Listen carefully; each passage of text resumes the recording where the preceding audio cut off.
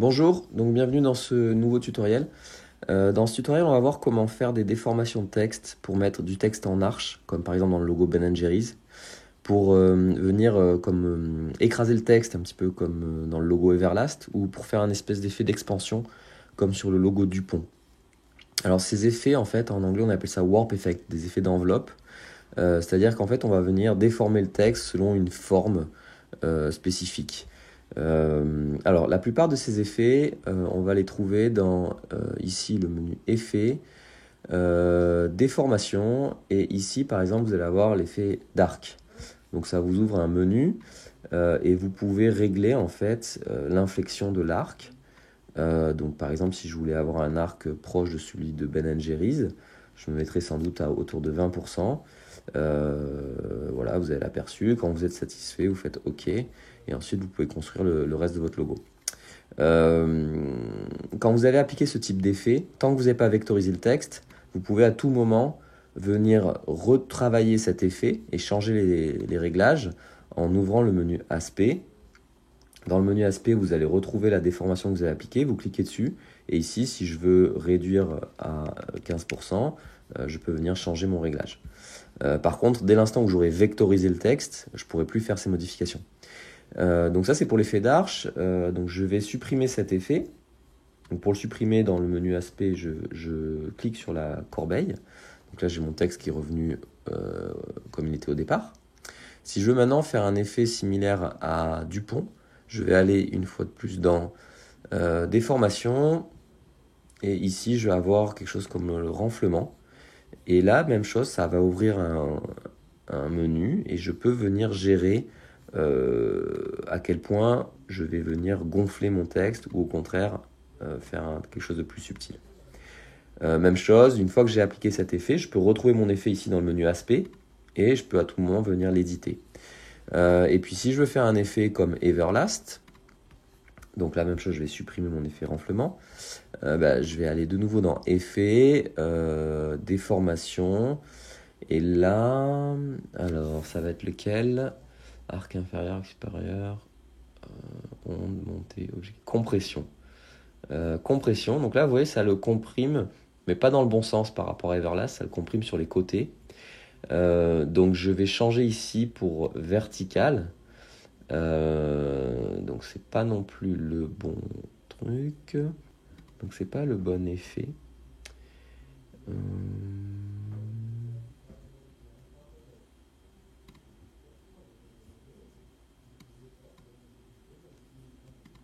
Ah oui, c'est ça.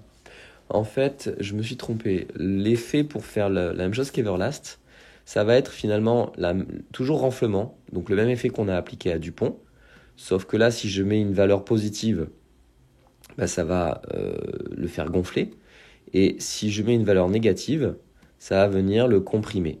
Et donc là, on va pouvoir reproduire le même type d'effet que pour Everlast.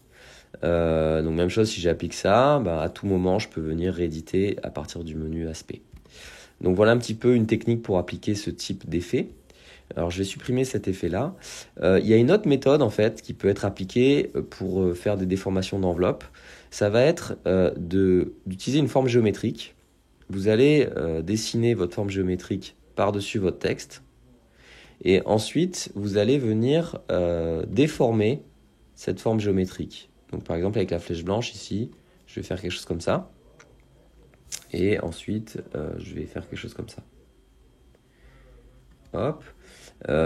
Ici, avec la flèche noire, je sélectionne la forme que je viens de créer et le texte en dessous. Je vais dans Objet. Et là, vous avez Distorsion de l'enveloppe, créée d'après l'objet au premier plan. Et si je fais ça, mon texte va venir prendre la forme de la forme géométrique que j'ai mis par-dessus. Donc là, ça permet de faire une forme un petit peu différente de celle qu'on a fait tout à l'heure. Mais si par exemple je voulais faire une forme telle que celle de Everlast, alors je vais sélectionner cette forme. Ici, je vais baisser l'opacité pour voir un petit peu en dessous. Je peux venir ici, augmenter la taille de ma forme.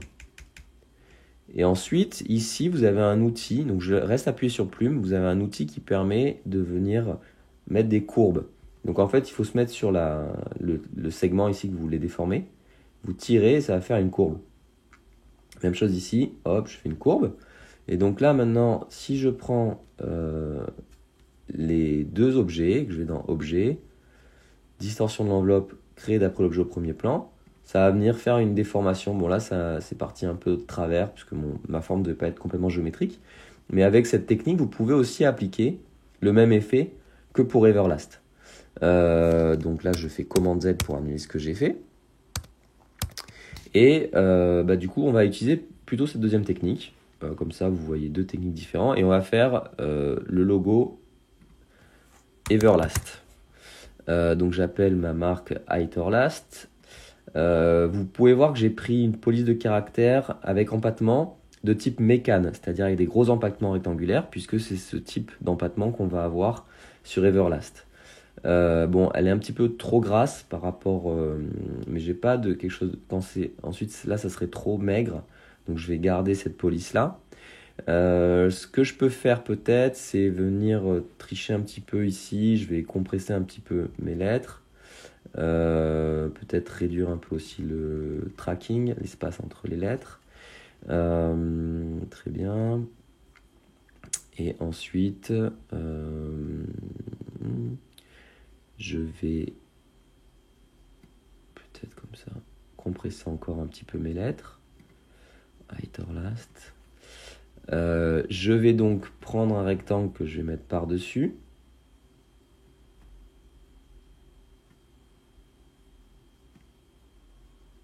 Hop. Je vais mettre un rectangle exactement de la taille de mon texte. Ensuite, je vais mettre ici, je vais appuyer sur Option sur mon clavier pour que ça déforme des deux côtés. Comme ça, je suis sûr que c'est symétrique. Et je fais une forme à peu près de la même taille que ici, c'est de la même hauteur. Et ensuite, je vais prendre ici mon outil. Donc, je laisse appuyer l'outil plume, je vais chercher cet outil. Et je vais me mettre au milieu et je vais venir déformer jusqu'à toucher la lettre R. Ensuite, même chose ici, je vais venir me mettre au milieu et je vais déformer jusqu'à toucher la lettre R. Donc voyons si ça fonctionne cette fois-ci. Je vais prendre ces deux objets. Je vais aller dans distorsion de l'enveloppe d'après l'objet au premier plan. Et vous voyez que là, comme je suis resté bien symétrique sur ma forme de départ, j'ai quelque chose de droit qui correspond assez bien à l'effet de Everlast. Alors, Everlast, il est un peu plus compressé, donc je peux venir un peu le compresser comme ça pour que ça ressemble un peu plus. Et enfin, alors ma police, elle est peut-être un petit peu trop grasse par rapport à Everlast, mais c'est pas trop mal. Alors en passant un peu plus de temps, j'aurais pu peut-être trouver une police qui soit un petit peu plus maigre. Alors maintenant, je vais vouloir changer la couleur de mon texte.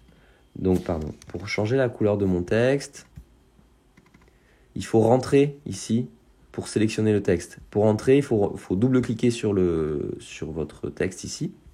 Alors, ce que je vais faire, je vais sauvegarder d'abord la couleur grise dans mon nuancier. Je vais créer un nouveau dossier. Je vais mettre Everlast. Et je vais faire glisser ici la couleur grise dans ce dossier. Puis je vais sélectionner cette couleur jaune. Hop, je vais sauvegarder les deux couleurs du logo Everlast. Et ensuite, je vais double-cliquer ici pour sélectionner mon texte. Et je vais lui appliquer cette couleur grise. Voilà. Et puis finalement, il va falloir que je fasse cette forme ici. Cette forme jaune. Pour faire cette forme jaune, je vais prendre l'outil plume. Je vais me mettre par-dessus. Donc l'outil plume, ça marche comment? À chaque fois que je clique comme ça fait un angle et ça va me permettre de dessiner librement des formes angulaires. Il faut cliquer une seule fois à chaque fois pour créer un angle supplémentaire. Donc je vais mettre par-dessus. Je vais cliquer ici. Je vais faire un premier angle. Ensuite, je vais cliquer ici. Ensuite, je vais cliquer ici. Ensuite, je vais cliquer ici. Je vais cliquer ici. Ici. Alors, c'est pas grave si pour l'instant ça ne ressemble pas trop à la forme. Alors, il faut éviter de cliquer sur le tracé. Et je viens fermer ma forme ici. Donc, ma forme là, l'espèce de E, ça correspond pas bien. Mais après, c'est pas grave parce que je vais pouvoir ajuster avec la flèche blanche pour déplacer les points d'ancrage aux bons endroits. Je vais peut-être changer l'opacité pour voir un petit peu en dessous, comme ça sera plus facile de me caler aux bons endroits. Donc là, en fait, avec ma flèche blanche, je viens prendre les points et les mettre aux bons endroits. Comme ça, je peux retoucher un petit peu ma forme. Et ensuite, pour faire les arrondis, on va utiliser le même outil que tout à l'heure. Cet outil qui permet de convertir des lignes droites en courbes. Donc vous allez de nouveau dans la plume, vous prenez cet outil-là et vous venez ici convertir vos lignes droites en courbes. Donc il suffit de cliquer sur le segment et de tirer et ensuite d'ajuster sa position de façon à ce que ça corresponde à la courbe que vous souhaitez dessiner. Voilà. Ici, vous pouvez voir que c'est un peu arrondi, les angles de... Donc, je vais désactiver ça pour pouvoir positionner mon point exactement où je veux. Vous pouvez voir qu'ici, les angles sont un peu arrondis, donc je peux l'arrondir un petit peu ici. Hop, pardon. Et si je veux déplacer ensuite, voilà, comme ça, c'est parfait. Je peux déplacer avec le clavier. Ici, même chose, c'est un petit peu arrondi, donc je peux venir arrondir un petit peu. Et puis pour déplacer, je peux venir déplacer ici mes 2 points. Voilà, pour que ça colle bien. Ici, je peux arrondir encore une fois un petit peu. Ici, je peux arrondir un petit peu. Comme ça, je vais réussir à faire exactement la forme que je souhaite. Hop, un petit arrondi ici également. Pardon, commande Z quand vous faites quelque chose par erreur. Et puis vous pouvez bien les placer à chaque fois où vous voulez. Et ici également, je vais avoir un petit arrondi. Hop, voilà. Et là, ma forme, elle n'est pas trop mal. Donc je viens la placer en dessous de mon logo Heiterlast. Je lui applique du jaune, je remets l'opacité à 100%. Voilà. Et ensuite, avec la flèche noire, je viens sélectionner les 2 objets. Je vais ici aligner sur un objet clé et je les centre les uns par rapport aux autres. Donc voilà comment vous pouvez reproduire ce type d'effet et puis également comment vous pouvez dessiner ce type de forme avec l'outil plume. Je vous remercie pour votre attention.